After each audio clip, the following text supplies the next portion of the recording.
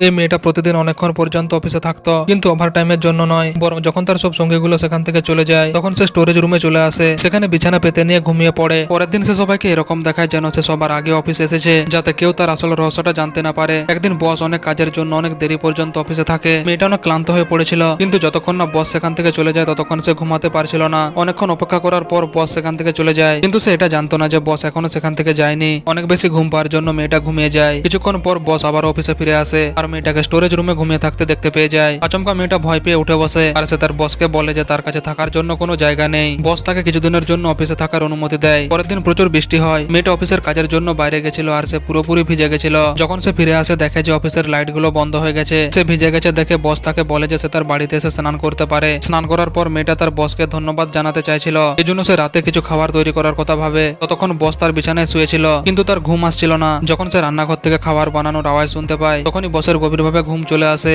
এখন বস বুঝতে পেরে যায় যে তার খাবার বানানোর আওয়াজ শুনতে পেয়ে তাড়াতাড়ি ঘুম পেয়ে যায়। এই জন্য সে একজন কাজের লোক রাখে যে তার জন্য খাবার বানিয়ে দিত, কিন্তু তারপরও তার ঘুম আসে না। শেষমেশ বস ওই মেয়েটাকে তার রান্না বানানোর জন্য রেখে নেয় আর কাউকে কিছু না বলে চুপচাপ তার জিনিসগুলো সেখানে নিয়ে চলে আসে। এখন কি তাহলে বস মেয়েটার প্রেমে পড়ে গেছে? তোমরা অবশ্যই কমেন্ট করে জানিয়ে দাও।